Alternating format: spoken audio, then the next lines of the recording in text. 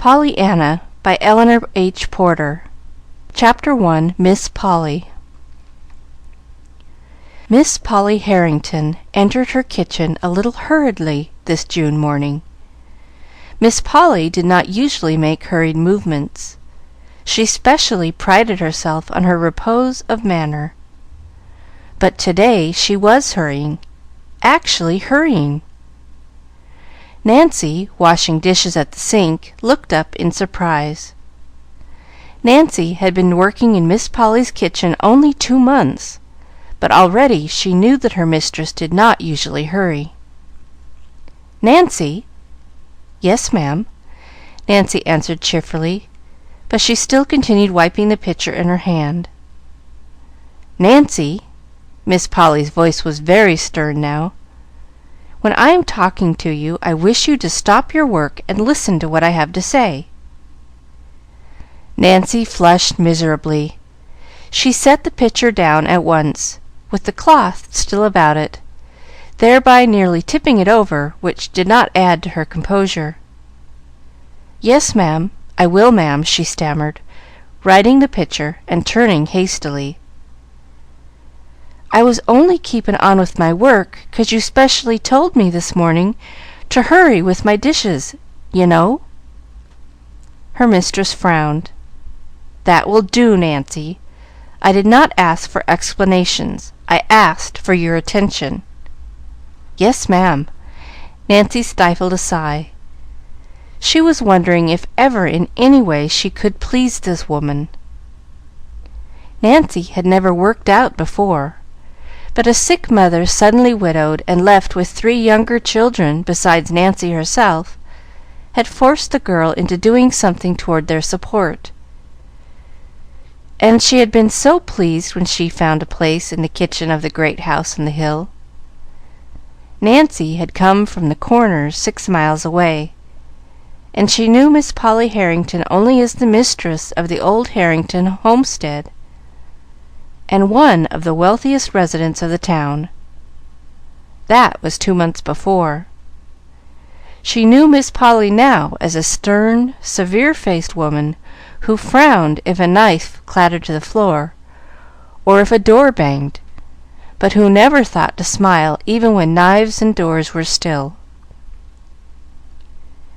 "When you've finished your morning work, Nancy," Miss Polly was saying now, "you may clear the little room at the head of the stairs in the attic, and make up the cot bed.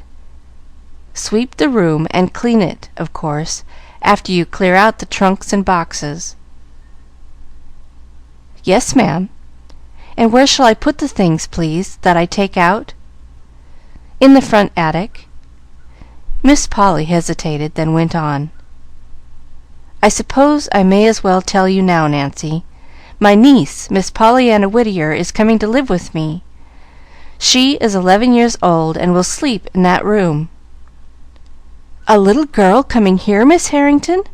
Oh, won't that be nice?" cried Nancy, thinking of the sunshine her own little sisters made in the home at the Corners.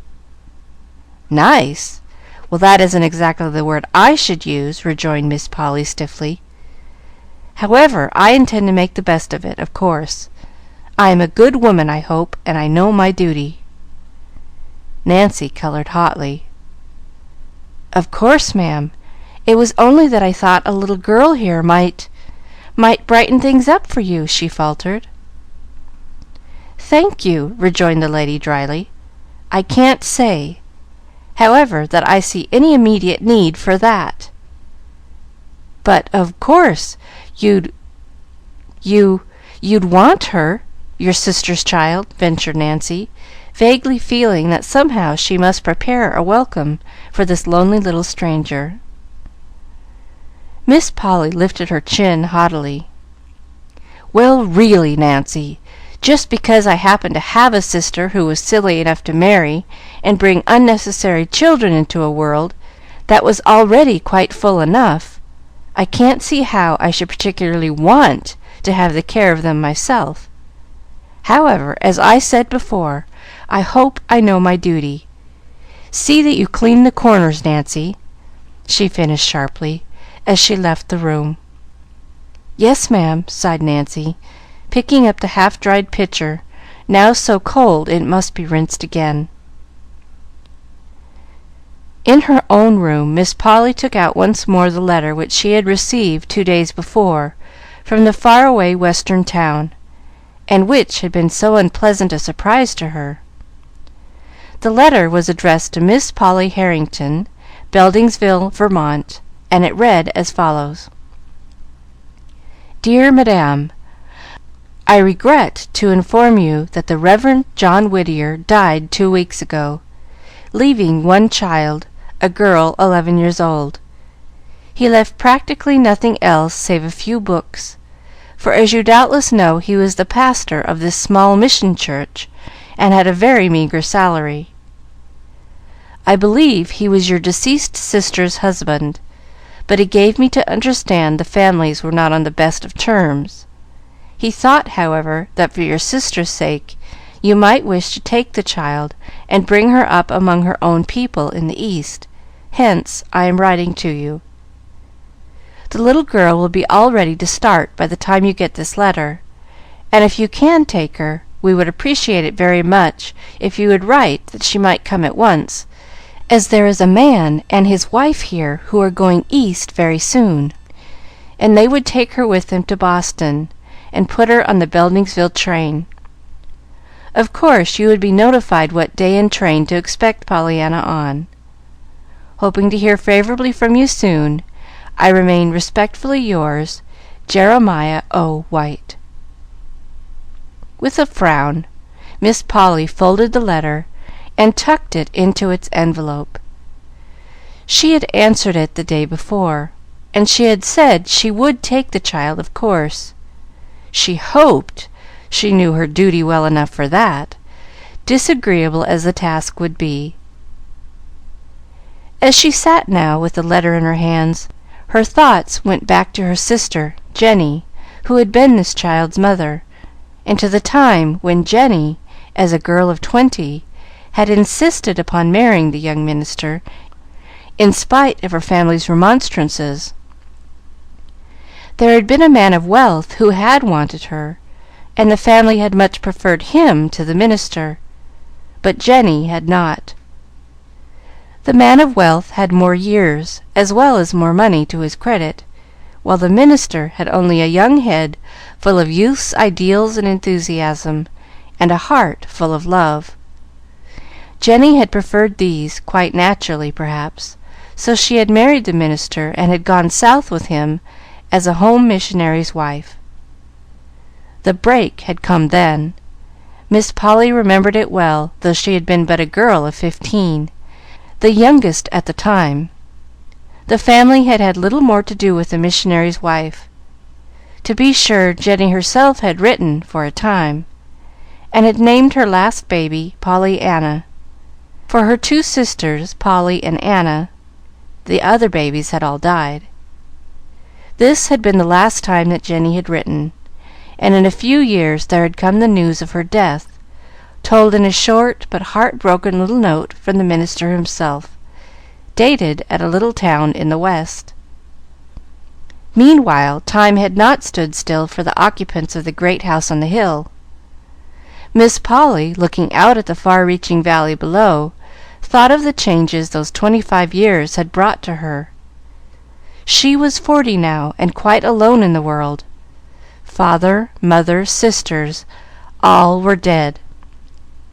For years now she had been the sole mistress of the house, and of the thousands left her by her father. There were people who had openly pitied her lonely life, and who urged her to have some friend or companion to live with her. But she had not welcomed either their sympathy or their advice. She was not lonely, she said. She liked being by herself. She preferred quiet. But now... Miss Polly rose with a frowning face and closely shut lips. She was glad, of course, that she was a good woman, and that she not only knew her duty, but had sufficient strength of character to perform it. But Pollyanna! What a ridiculous... It ain't children what is most unnecessary just now. For some time she worked in silence. Then, her task finished, she looked about the bare little room in plain disgust. "Well, it's done, my part, anyhow," she sighed. "There ain't no dirt here, and there's mighty little else. Poor little soul! A pretty place this is to put a homesick, lonesome child into." She finished, going out, and closing the door with a bang. "Oh!" she ejaculated, biting her lip. Then doggedly, "Well, I don't care. I hope she did hear the bang, I do, I do." In the garden that afternoon Nancy found a few minutes in which to interview old Tom, who had pulled the weeds and shoveled the paths about the place for uncounted years. "Mr. Tom," began Nancy, throwing a quick glance over her shoulder to make sure she was unobserved, "did you know a little girl was coming here to live with Miss Polly?" "A what?" demanded the old man, straightening his bent back with difficulty. "A little girl to live with Miss Polly." "Go on with your joking," scoffed unbelieving Tom. "Why don't you tell me the sun is going ter set in the east termorrer?" "But it's true. She told me so herself," maintained Nancy. "It's her niece, and she's 11 years old." The man's jaw fell. "Sho! I wonder now," he muttered. Then a tender light came into his faded eyes. "It ain't, but it must be. Miss Jenny's little gal. There weren't none of the rest of 'em married. Why, Nancy, it must be Miss Jenny's little gal. Glory be ter praise! Ter think of my old eyes a seein' this." "Who was Miss Jenny?" "She was an angel straight out of heaven," breathed the man fervently. "But the old master and missus knew her as their oldest daughter. She was 20 when she married, and went away from here long years ago. Her babies all died, I heard, except the last one, and that must be the one what's a-comin'. She's 11 years old." "Yes, she might be," nodded the old man. "And she's goin' ter sleep in the attic, more shame ter her!" scolded Nancy, with another glance over her shoulder toward the house behind her. Old Tom frowned. The next moment a curious smile curved his lips. "I'm a-wonderin' what Miss Polly will do with a child in the house," he said.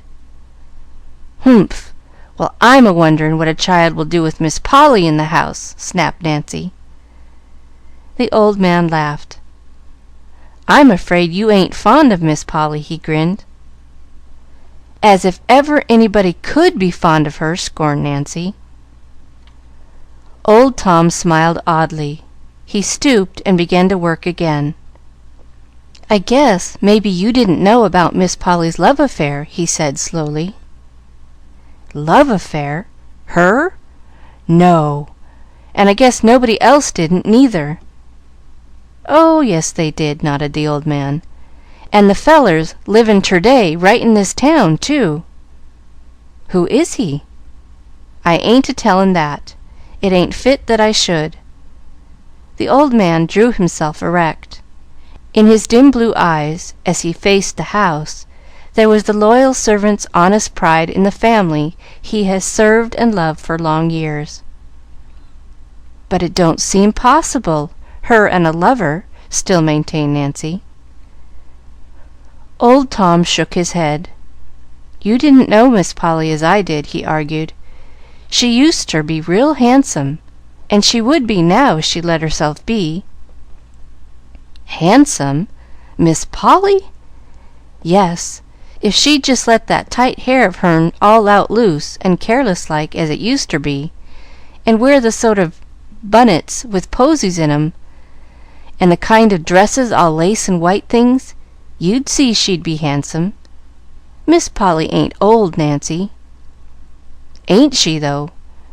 Well, then, she's got an awfully good imitation of it, she has, sniffed Nancy. "Yes, I know. It begun then, at the time of the trouble with her lover," nodded old Tom, "and it seems as if she'd been feedin' on wormwood and thistles ever since. She's that bitter and prickly ter deal with." "I should say she was," declared Nancy indignantly. "There's no pleasin' her nohow, no matter how hard you try. I wouldn't stay if it twa'n't for the wages, and the folks at home what's needin' 'em. But some day I shall just bile over, and when I do, of course it'll be good-by Nancy for me, it will." Old Tom shook his head. "I know. I've felt it. It's natural, but 'tain't best. Child, 'tain't best. Take my word for it, 'tain't best." And again he bent his head to the work before him. "Nancy!" called a sharp voice. Yes, ma'am," stammered Nancy, and hurried toward the house. End of Chapter 2.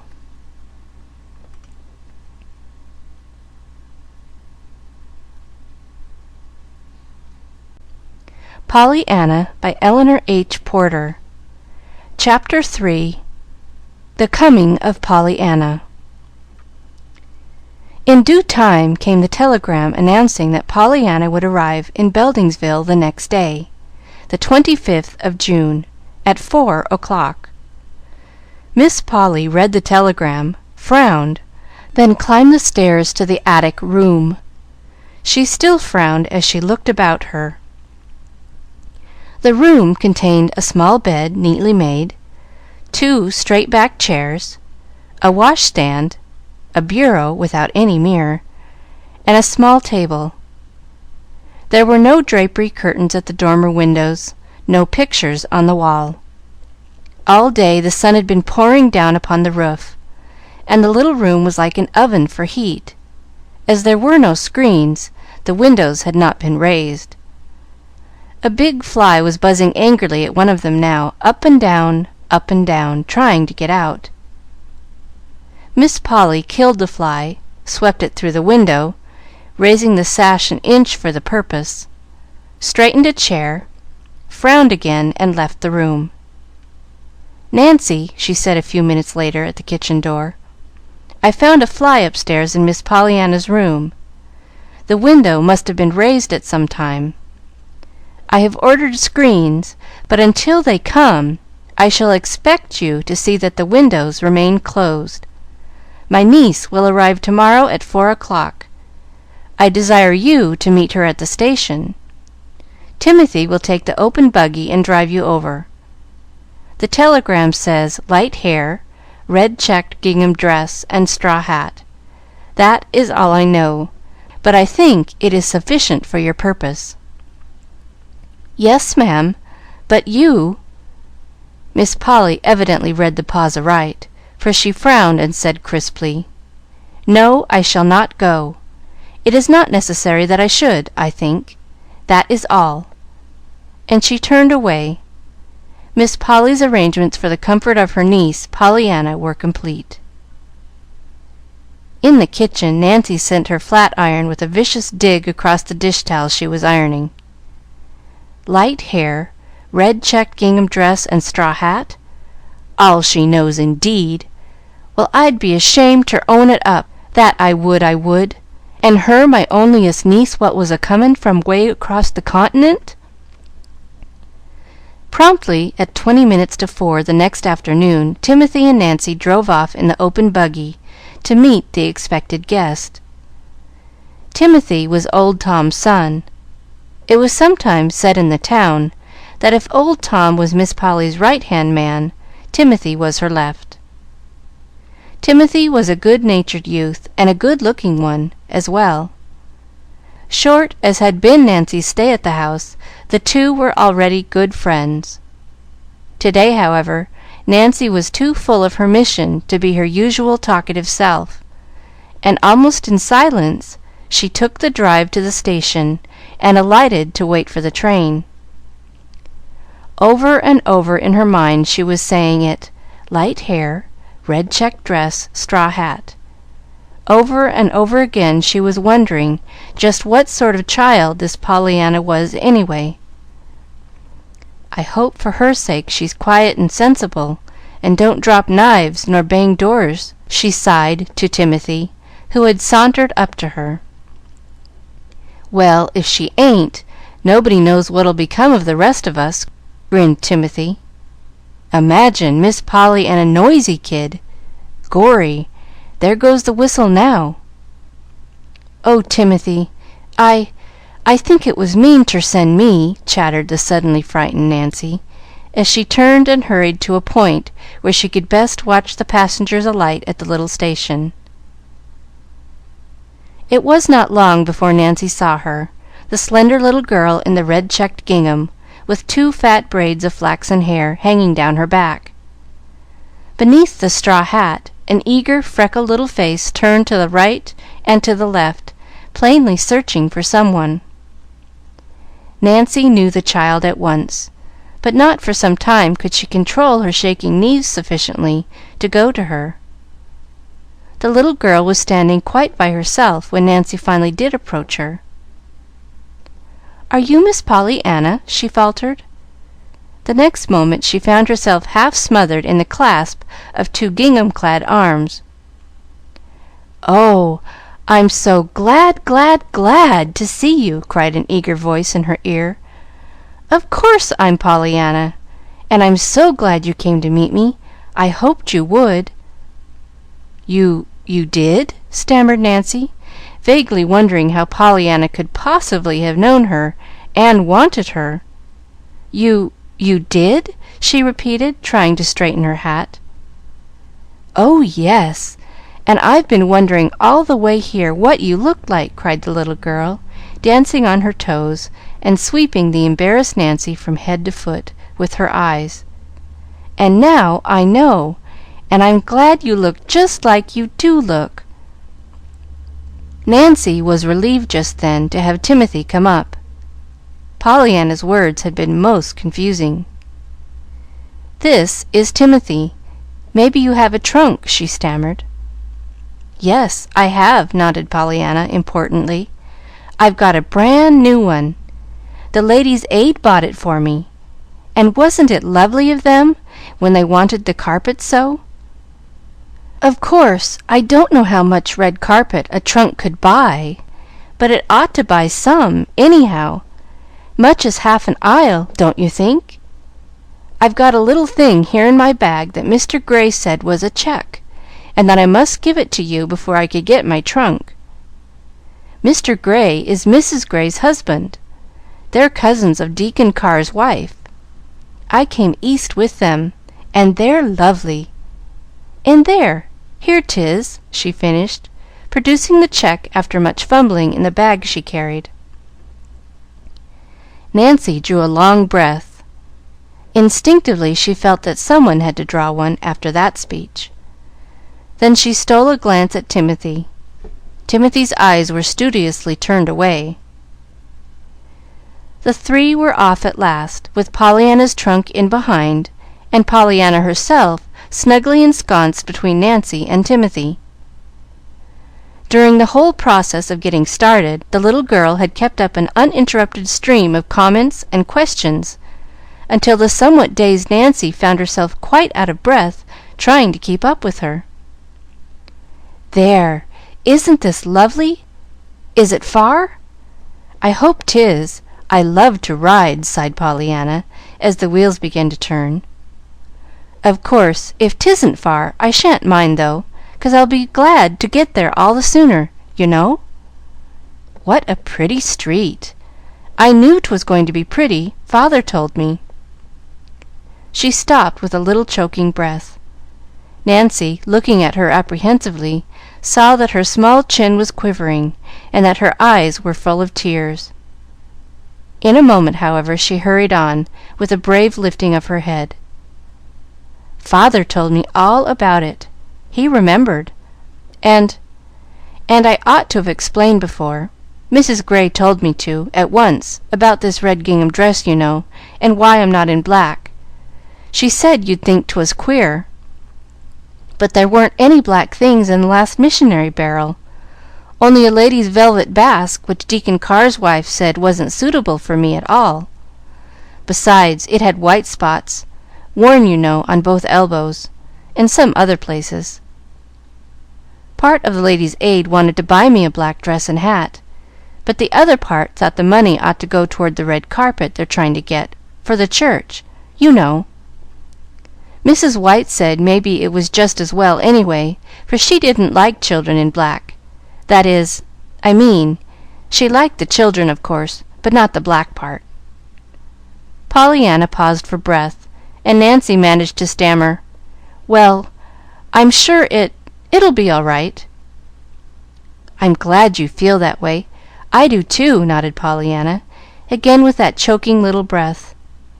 "Of course, 'twould have been a good deal harder to be glad in black." "Glad?" gasped Nancy, surprised into an interruption. "Yes, that father's gone to heaven to be with mother and the rest of us, you know.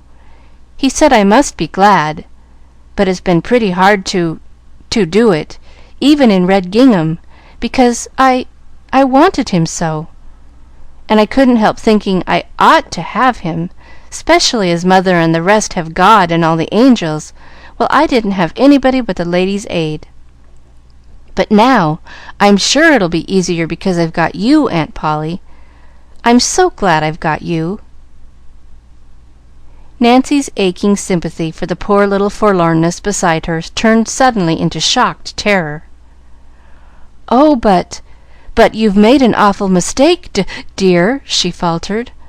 "I'm only Nancy. I ain't your Aunt Polly at all." You aren't?" stammered the little girl in plain dismay. "No, I'm only Nancy. I never thought of your taking me for her. We ain't a bit alike, we ain't." Timothy chuckled softly, but Nancy was too disturbed to answer the merry flash from his eyes. "But who are you?" questioned Pollyanna. "You don't look a bit like a Ladies' Aider." Timothy laughed outright this time. "I'm Nancy, the hired girl. I do all the work except the washin' and hard ironing. Miss Durgan does that." "But there is an Aunt Polly?" demanded the child anxiously. "You bet your life there is," cut in Timothy. Pollyanna relaxed visibly. "Oh, that's all right, then." There was a moment's silence, then she went on brightly, "And do you know, I'm glad after all that she didn't come to meet me, because now I've got her still coming, and I've got you besides." Nancy flushed. Timothy turned to her with a quizzical smile. "I call that a pretty slick compliment," he said. "Why don't you thank the little lady?" I was thinking about Miss Polly," faltered Nancy. Pollyanna sighed contentedly. "I was, too. I'm so interested in her. You know, she's all the aunt I've got, and I didn't know I had her for ever so long. Then father told me. He said she lived in a lovely great big house way on top of a hill." "She does. You can see it now," said Nancy. "It's that big white one with the green blinds way ahead." "Oh, how pretty! And what a lot of trees and grass all around it! I never saw such a lot of green grass. Seems so all at once. Is my Aunt Polly rich, Nancy?" "Yes, miss." "I'm so glad. It must be perfectly lovely to have lots of money. I never knew any one that did have, only the Whites. They're some rich. They have carpets in every room, and ice cream sundaes. Does Aunt Polly have ice cream sundaes?" Nancy shook her head. Her lips twitched. She threw a merry look into Timothy's eyes. "No, miss, your aunt doesn't like ice cream, I guess. Leastways, I never saw it on her table." Pollyanna's face fell. "Oh, doesn't she? I'm so sorry. I don't see how she can help liking ice cream. But anyhow, I can be kinder glad about that, 'cause the ice cream you don't eat can't make your stomach ache, like Mrs. White's did, that is. I ate hers, you know, lots of it. Maybe Aunt Polly has got the carpets, though." "Yes, she's got the carpets." "In every room?" "Well, in almost every room," answered Nancy, frowning suddenly at the thought of that bare little attic room where there was no carpet. "Oh, I'm so glad!" exulted Pollyanna. "I love carpets. We didn't have any, only 2 little rugs that came in a missionary barrel, and one of those had ink spots on it. Mrs. White had pictures, too, perfectly beautiful ones of roses and little girls kneeling, and a kitty and some lambs and a lion, not together, you know, the lambs and the lion. Oh, of course the Bible says they will sometime, but they haven't yet, that is. I mean, Mrs. White's haven't. Don't you just love pictures?"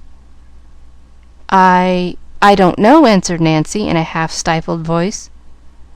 "I do. We didn't have any pictures. They don't come in the barrels much, you know. There did 2 come once, though, but one was so good father sold it to get money to buy me some shoes with, and the other was so bad it fell to pieces just as soon as we hung it up. Glass. It broke, you know, and I cried. But I'm glad now we didn't have any of those nice things, 'cause I shall like Aunt Polly's all the better, not being used to 'em, you see. Just as it is when the pretty hair ribbons come in the barrels after a lot of faded out brown ones. My, but isn't this a perfectly beautiful house?" she broke off fervently, as they turned into the wide driveway. It was when Timothy was unloading the trunk that Nancy found an opportunity to mutter low in his ear, "Don't you never say nothin' ter me again about leavin', Timothy Durgin. You couldn't hire me ter leave." "Leave? I should say not," grinned the youth. "You couldn't drag me away. It'll be more fun here now with that kid round, than movin' picture shows every day." "Fun, fun!" repeated Nancy indignantly. "I guess it'll be something more than fun for that blessed child, when them 2 tries ter live together, and I guess she'll be a needin' some rock ter fly to for refuge. Well, I'm a going ter be that rock, Timothy. I am," she vowed, as she turned and led Pollyanna up the broad steps. Chapter 3.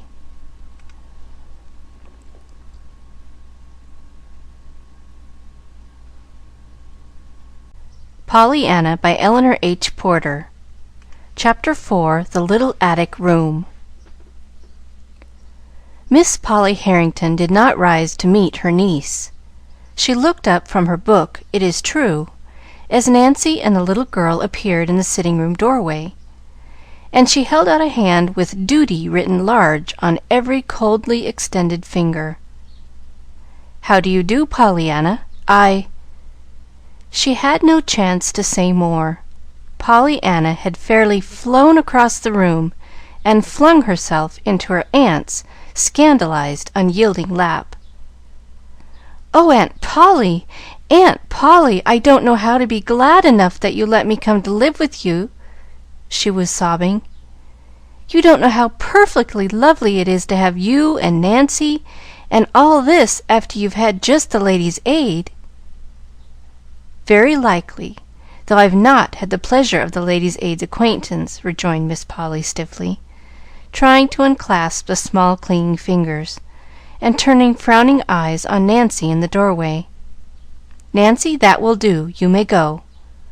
Pollyanna, be good enough, please, to stand erect in a proper manner. I don't know yet what you look like." Pollyanna drew back at once, laughing a little hysterically. "No, I suppose you don't, but you see I'm not very much to look at, anyway, on account of the freckles. Oh, and I ought to explain about the red gingham and the black velvet basque with white spots in the elbows. I told Nancy how father said—" "Yes, well, never mind now what your father said," interrupted Miss Polly crisply. "You had a trunk, I presume?" "Oh, yes, indeed, Aunt Polly. I've got a beautiful trunk that the Ladies' Aid gave me.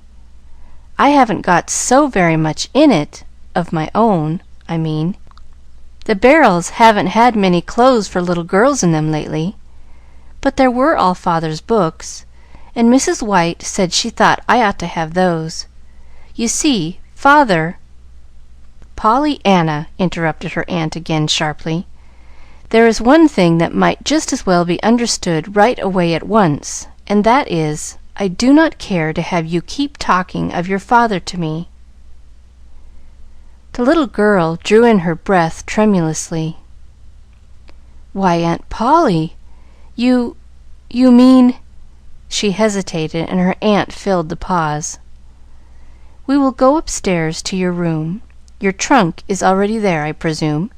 I told Timothy to take it up if you had one. You may follow me, Pollyanna." Without speaking, Pollyanna turned and followed her aunt from the room. Her eyes were brimming with tears, but her chin was bravely high. "After all, I reckon I'm glad she doesn't want me to talk about father," Pollyanna was thinking. "It'll be easier, maybe, if I don't talk about him. Probably. Anyhow, that is why she told me not to talk about him." And Pollyanna, convinced anew of her aunt's kindness, blinked off the tears and looked eagerly about her. She was on the stairway now. Just ahead, her aunt's black silk skirt rustled luxuriously. Behind her, an open door allowed a glimpse of soft-tinted rugs and satin-colored chairs. Beneath her feet a marvelous carpet was like green moss to the tread. On every side the gilt of picture frames or the glint of sunlight through the filmy mesh of lace curtains flashed in her eyes. "Oh, Aunt Polly! Aunt Polly!" breathed the little girl rapturously. "What a perfectly lovely, lovely house! How awfully glad you must be you're so rich!" "Pollyanna!" ejaculated her aunt, turning sharply about as she reached the head of the stairs. "I'm surprised at you, making a speech like that to me." "Why, Aunt Polly, aren't you?" queried Pollyanna in frank wonder. "Certainly not, Pollyanna. I hope I could not so far forget myself as to be sinfully proud of any gift the Lord has seen fit to bestow upon me," declared the lady. "Certainly not of riches." Miss Polly turned and walked down the hall toward the attic stairway door. She was glad now that she had put the child in the attic room. Her idea at first had been to get her niece as far away as possible from herself, and at the same time place her where her childish heedlessness would not destroy valuable furnishings. Now, with this evident strain of vanity showing thus early, it was all the more fortunate that the room planned for her was plain and sensible, thought Miss Polly. Eagerly, Pollyanna's small feet pattered behind her aunt. Still more eagerly, her big blue eyes tried to look in all directions at once, that no thing of beauty or interest in this wonderful house might be passed unseen. Most eagerly of all, her mind turned to the wondrously exciting problem about to be solved. Behind which of all these fascinating doors was waiting now her room, the dear, beautiful room full of curtains, rugs, and pictures that was to be her very own? Then abruptly her aunt opened a door and ascended another stairway. There was little to be seen here. A bare wall rose on either side. At the top of the stairs, wide reaches of shadowy space led to far corners where the roof came almost down to the floor, and where was stacked innumerable trunks and boxes. It was hot and stifling, too. Unconsciously, Pollyanna lifted her head higher. It seemed so hard to breathe. Then she saw that her aunt had thrown open a door at the right. "There, Pollyanna, here is your room, and your trunk is here, I see. Have you your key?" Pollyanna nodded dumbly. Her eyes were a little wide and frightened. Her aunt frowned. "When I ask a question, Pollyanna, I prefer that you should answer aloud, not merely with your head." "Yes, Aunt Polly." "Thank you, that is better. I believe you have everything that you need here," she added, glancing at the well-filled towel rack and water pitcher. "I will send Nancy up to help you unpack. Supper is at 6 o'clock," she finished, as she left the room and swept downstairs. For a moment after she had gone, Pollyanna stood quite still, looking after her. Then she turned her wide eyes to the bare wall, the bare floor, the bare windows.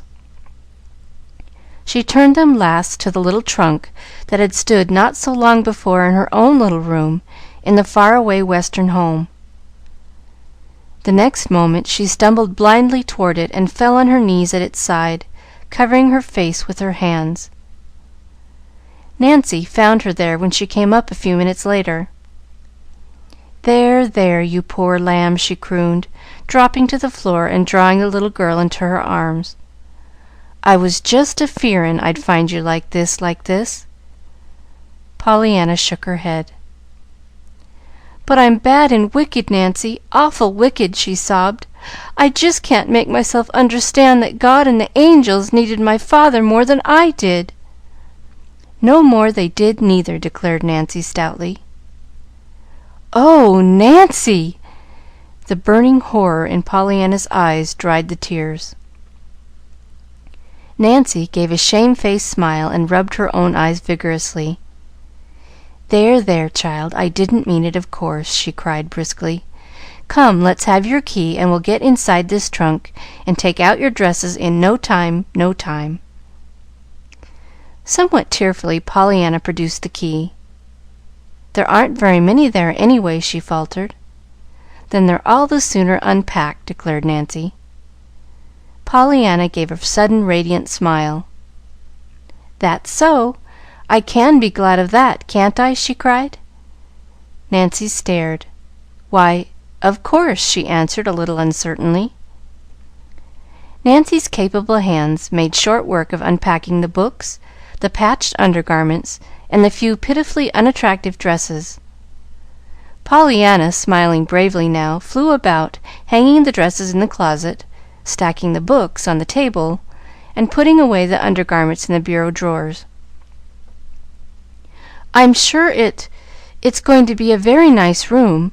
Don't you think so?" she stammered after a while. There was no answer. Nancy was very busy, apparently, with her head in the trunk. Pollyanna, standing at the bureau, gazed a little wistfully at the bare wall above. "And I can be glad there isn't any looking-glass here, too, 'cause where there isn't any glass, I can't see my freckles." Nancy made a sudden queer little sound with her mouth, but when Pollyanna turned, her head was in the trunk again. At one of the windows, a few minutes later, Pollyanna gave a glad cry and clapped her hands joyously. "Oh, Nancy, I hadn't seen this before," she breathed. "Look, way off there, with those trees and the houses and that lovely church spire, and the river shining just like silver. Why, Nancy, there doesn't anybody need any pictures with that to look at. Oh, I'm so glad now she let me have this room." To Pollyanna's surprise and dismay, Nancy burst into tears. Pollyanna hurriedly crossed to her side. "Why, Nancy, what is it?" she cried. Then fearfully, "This wasn't your room, was it?" "My room?" stormed Nancy hotly, choking back the tears. "If you ain't a little angel straight from heaven, and if some folks don't eat dirt before Oh, land, there's her bell!" After which amazing speech, Nancy sprang to her feet, dashed out of the room, and went clattering down the stairs. Left alone, Pollyanna went back to her picture, as she mentally designated the beautiful view from the window. After a time, she touched the sash tentatively. It seemed as if no longer could she endure the stifling heat. To her joy, the sash moved under her fingers. The next moment the window was wide open, and Pollyanna was leaning far out, drinking in the fresh, sweet air. She ran then to the other window. That, too, soon flew up under her eager hands. A big fly swept past her nose and buzzed noisily about the room. Then another came, and another, but Pollyanna paid no heed. Pollyanna had made a wonderful discovery. Against this window a huge tree flung its great branches. To Pollyanna they looked like arms outstretched, inviting her. Suddenly she laughed aloud. "I believe I can do it," she chuckled. The next moment she had climbed nimbly to the window ledge. From there it was an easy matter to step to the nearest tree branch. Then, clinging like a monkey, she swung herself from limb to limb until the lowest branch was reached. The drop to the ground was, even for Pollyanna, who was used to climbing trees, a little fearsome. She took it, however, with bated breath, swinging from her strong little arms, and landing on all fours in the soft grass. Then she picked herself up and looked eagerly about her. She was at the back of the house. Before her lay a garden in which a bent old man was working. Beyond the garden a little path through an open field led up a steep hill, at the top of which a lone pine tree stood on guard beside the huge rock. To Pollyanna, at the moment, there seemed to be just one place in the world worth being in, the top of that big rock. With a run and a skillful turn, Pollyanna skipped by the bent old man, threaded her way between the orderly rows of green growing things, and, a little out of breath, reached the path that ran through the open field. Then determinedly she began to climb. Already, however, she was thinking what a long, long way off that rock must be, when back at the window it had looked so near.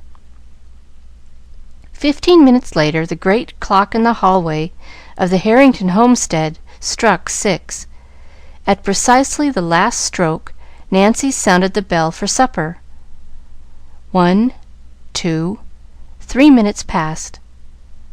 Miss Polly frowned and tapped the floor with her slipper. A little jerkily she rose to her feet, went into the hall, and looked upstairs, plainly impatient. For a minute she listened intently. Then she turned and swept into the dining room. "Nancy," she said with decision, as soon as the little serving maid appeared, "my niece is late. No, you need not call her," she added severely, as Nancy made a move toward the hall door. "I told her what time supper was, and now she will have to suffer the consequences. She may as well begin at once to learn to be punctual. When she comes down she may have bread and milk in the kitchen." "Yes, ma'am." It was well, perhaps, that Miss Polly did not happen to be looking at Nancy's face just then. At the earliest possible moment after supper, Nancy crept up the back stairs and thence to the attic room. Bread and milk, indeed! And when the poor lamb hain't only just cried herself to sleep, she was muttering fiercely, as she softly pushed open the door. The next moment she gave a frightened cry. "Where are you? Where have you gone? Where have you gone?" she panted, looking in the closet, under the bed, and even in the trunk, and down the water pitcher. Then she flew downstairs and out to old Tom in the garden. "Mr. Tom! Mr. Tom! That blessed child's gone!" she wailed. "She's vanished right up into heaven, where she came from, poor lamb! And me told ter give her bread and milk in the kitchen, her what's eatin' angel food this minute, I'll warrant, I'll warrant." The old man straightened up. "Gone? Heaven?" he repeated stupidly, unconsciously sweeping the brilliant sunset sky with his gaze. He stopped, stared a moment intently, then turned with a slow grin. "Well, Nancy, it do look like as if she'd tried ter get as nigh heaven as she could, and that's a fact," he agreed, pointing with a crooked finger to where, sharply outlined against the reddening sky, a slender, wind-blown figure was poised on top of a huge rock. "Well, she ain't goin' ter heaven that way ter night, not if I has my say," declared Nancy doggedly. "If the mistress asks, tell her I ain't forgettin' the dishes, but I gone on a stroll," she flung back over her shoulder as she sped toward the path that led through the open field. End of Chapter 4.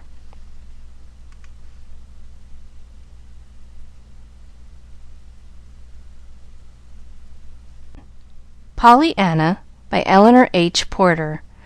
Chapter 5. The Game. "For the land's sake, Miss Pollyanna, what a scare you did give me!" panted Nancy, hurrying up to the big rock, down which Pollyanna had just regretfully slid. "Scare? Oh, I'm so sorry! But you mustn't really ever get scared about me, Nancy. Father and the Ladies' Aid used to do it, too, till they found I always came back all right." "But I didn't even know you'd went," cried Nancy, tucking the little girl's hand under her arm and hurrying her down the hill. "I didn't see you go, and nobody didn't. I guess you flew right up through the roof, I do." Pollyanna skipped gleefully. "I did, 'most, only I flew down instead of up. I came down the tree." Nancy stopped short. "You did what?" "Came down the tree outside my window." "My stars and stockings!" gasped Nancy, hurrying on again. "I'd like ter know what your aunt would say ter that." "Would you? Well, I'll tell her then, so you can find out," promised the little girl cheerfully. "Mercy!" gasped Nancy. "No, no! Why, you don't mean she'd care?" cried Pollyanna, plainly disturbed. "No, yes. Well, never mind. I ain't so very particular about knowing what she'd say truly," stammered Nancy, determined to keep one scolding from Pollyanna, if nothing more. "But say, we'd better hurry. I've got ter get them dishes done, you know." "I'll help," promised Pollyanna promptly. "Oh, Miss Pollyanna," demurred Nancy. For a moment there was silence. The sky was darkening fast. Pollyanna took a firmer hold of her friend's arm. "I reckon I'm glad after all that you did get scared a little, 'cause then you came after me," she shivered. "Poor little lamb! And you must be hungry, too. I'm afraid you'll have to have bread and milk in the kitchen with me. Your aunt didn't like it because you didn't come down ter supper, you know." "But I couldn't. I was up here." "Yes, but she didn't know that, you see," observed Nancy dryly, stifling a chuckle. "I'm sorry about the bread and milk. I am." "Oh, I'm not. I'm glad." "Glad? Why?" "Why, I like bread and milk, and I'd like to eat with you. I don't see any trouble about being glad about that." "You don't seem ter see any trouble bein' glad about everythin'," retorted Nancy, choking a little over her remembrance of Pollyanna's brave attempts to like the bare little attic room. Pollyanna laughed softly. "Well, that's the game, you know, anyway." "The game?" "Yes, the just being glad game." "Whatever in the world are you talking about?" "Why, it's a game. Father told it to me, and it's lovely," rejoined Pollyanna. "We've played it always, ever since I was a little girl. I told the Ladies' Aid, and they played it, some of them." "What is it? I ain't much on games, though." Pollyanna laughed again, but she sighed, too, and in the gathering twilight her face looked thin and wistful. "Why, we began it on some crutches that came in a missionary barrel." "Crutches?" "Yes.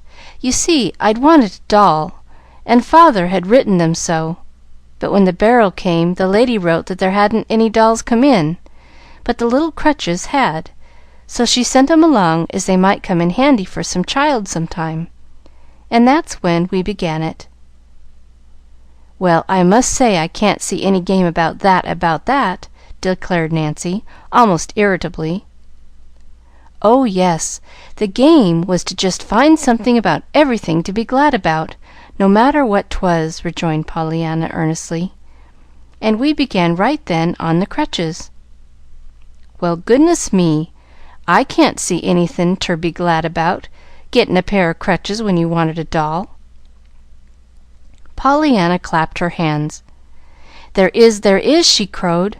"But I couldn't see it either, Nancy, at first," she added, with quick honesty. "Father had to tell it to me."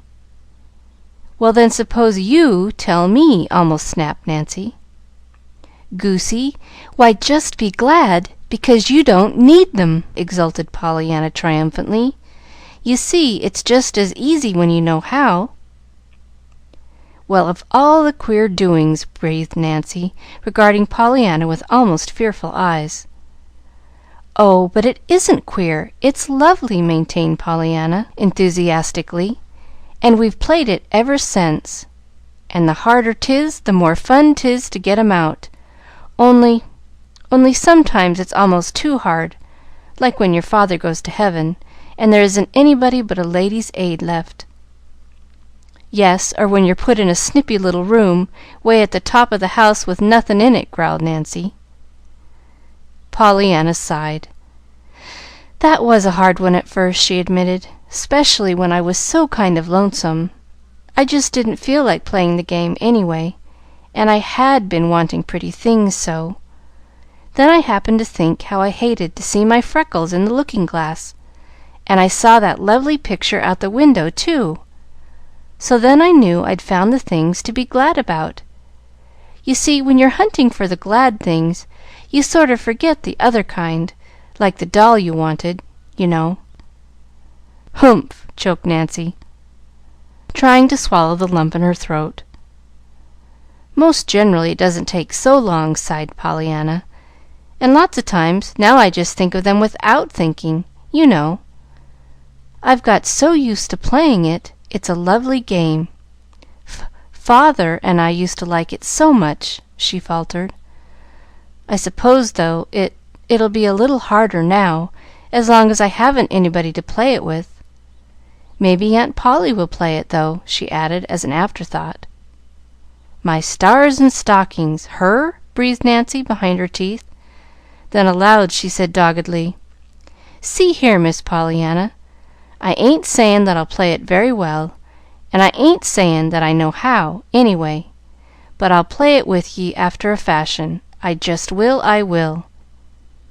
"Oh, Nancy!" exulted Pollyanna, giving her a rapturous hug. "That'll be splendid! Won't we have fun?" Maybe," conceded Nancy, in open doubt. "But you mustn't count too much on me, you know. I never was no case for games, but I'm a-goin' ter make a most awful old try on this one. You're going ter have some one ter play it with, anyhow," she finished, as they entered the kitchen together. Pollyanna ate her bread and milk with good appetite. Then, at Nancy's suggestion, she went into the sitting-room, where her aunt sat reading. Miss Polly looked up coldly. "Have you had your supper, Pollyanna?" "Yes, Aunt Polly." "I am very sorry, Pollyanna, to have been obliged so soon to send you into the kitchen to eat bread and milk." "But I was real glad you did it, Aunt Polly. I like bread and milk, and Nancy, too. You mustn't feel bad about that one bit." Aunt Polly sat suddenly a little more erect in her chair. "Pollyanna, it's quite time you were in bed. You have had a hard day, and to-morrow we must plan your hours, and go over your clothing to see what it is necessary to get for you. Nancy will give you a candle. Be careful how you handle it. Breakfast will be at 7:30. See that you are down to that. Good night." Quite as a matter of course, Pollyanna came straight to her aunt's side and gave her an affectionate hug. "I've had such a beautiful time so far," she sighed happily. "I know I'm going to just love living with you, but then I knew I should before I came. Good night," she called cheerfully as she ran from the room. "Well, upon my soul!" ejaculated Miss Polly, half aloud. "What a most extraordinary child!" Then she frowned. "She's glad I punished her, and I mustn't feel bad one bit. And she's going to love to live with me? Well, upon my soul!" ejaculated Miss Polly again, as she took up her book. 15 minutes later, in the attic room, a lonely little girl sobbed into the tightly clutched sheet. "I know, Father among the angels, I'm not playing the game one bit now, not one bit. But I don't believe even you could find anything to be glad about, sleeping all alone, way off up here in the dark, like this. If only I was near Nancy or Aunt Polly, or even a Ladies' Aiders, it would be easier."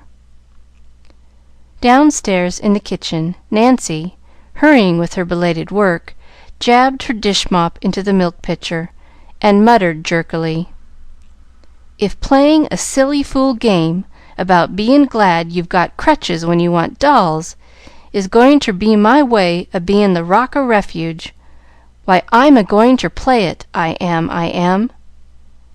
End of Chapter 5.